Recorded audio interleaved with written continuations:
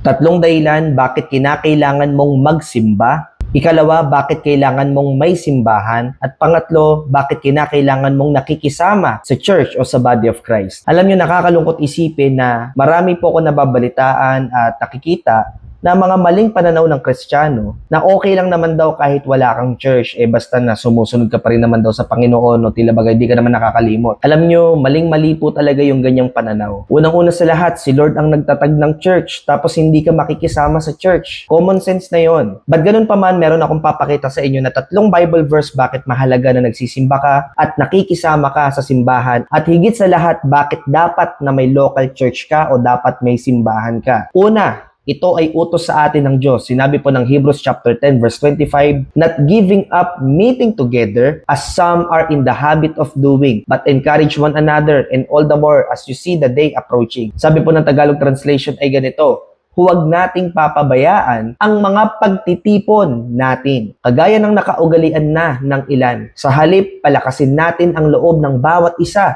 lalo na ngayong nalalapit na ang huling araw. So sinasabi po ng Bible sa atin at inuutos po sa atin na dapat po pala tayo ay nagtitipon, meeting together. Dapat tayo ay nagfe-fellowship.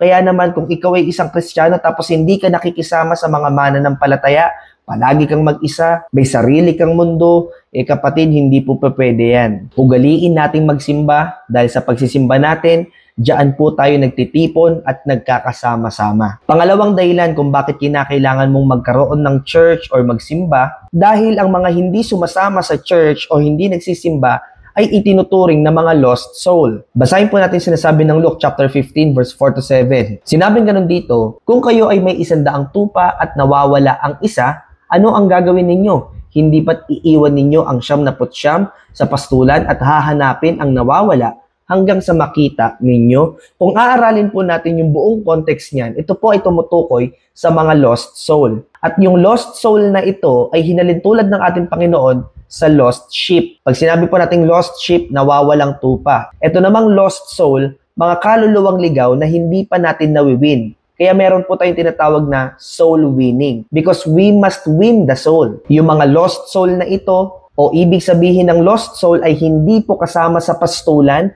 Ano yung pastulan? Yung church, yung 99 sheep, yung body of Christ. Kinakailangan niyang makabalik dun sa simbahan. So kung ikaw ay isang Kristiyano tapos hindi ka nakikisama sa simbahan, tanungin kita, lost soul ka ba? Kung talagang tunay na na-win ka na, dapat nakikisama ka na sa church. Kung ikaw ay isang tunay na Kristiyano, huwag kang umasa na para kang hindi Kristiyano o para kang unbeliever. Dahil ang mga lost sheep or lost soul ay mga unbelievers o hindi mananampalataya. Kaya kung sinasabi mo na ikaw ay mananampalataya at tinanggap mo na si Kristo sa buhay mo, dapat kasama ka sa pastulan. Hindi ka na dapat hinahanap kasi hindi ka lost sheep. Kung Christian ka na at palagi ka pang hinahanap ka pa sa church gathering kasi lagi kang wala, lagi kang nalilate, or lagi kang absent, tandaan mo kapatid, hindi ka na lost sheep. Dapat hindi ka na hinahanap. Pangatlong dahilan, bakit kinakailangan mong dikit ka sa simbahan o sa body of Christ? Dahil ang pagsama mo sa church ay pagsama mo kay Kristo. So tama ka nang narinig at tama ka rin ng pagkakaintindi. Pag hiwalay ka sa simbahan, hiwalay ka rin kay Jesus. Pakinggan natin yung sinasabi ng John chapter 15 verse 5 to 6. I am the vine and you are the branches. If you remain in me and I in you, you will bear much fruit. Apart from me, you can do nothing. Sabi po sa Tagalog translation ay ganito, ako ang puno ng ubas at kayo ang aking mga sanga.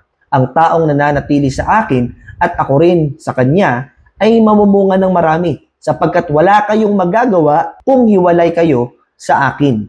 So sinasabi ng Panginoon dito, siya yung puno at yung puno ay may mga dikit-dikit na sanga at tayo po yung sanga na ito. At tatandaan natin yung mga sanga na ito or tayo mismo kapag nagsama-sama, yun po yung tinatawag na body of Christ or katawan ni Kristo. So yung church po ay katawan ni Kristo. Kaya kapag hindi ka sumasama sa katawan ni Kristo, sa body of Christ, sabi ni Jesus, apart from me, you can do nothing. So ito ay pagpapakita na kapag ikaw ay hindi sumasama sa simbahan, hindi ka nagsisimba, hiwalay ka sa church, Pinapakita mo lamang dito na hiwalay ka rin kay Kristo. So paano mo sasabihin ngayon na ikaw ay isang Kristiyano kung may sarili kang mundo at hindi ka naman nagsisimba o hindi ka nakikisama? So yan lamang yung tatlong at least na dahilan kung bakit kinakailangan nating magsimba at kinakailangan nating makisama sa body of Christ, at pangatlo, bakit kinakailangan na tayo ay may local church. Kung ikaw ay isang Christian, hindi ka dapat nag-iisa. Ikaw na nakikinig ngayon, kung meron ka pong kilalang Kristiyano na tila baga mahilig mag-isa o tila baga ayaw makisama, hindi nagsisimba, tag mo tong video na ito, malay mo makatulong sa kanya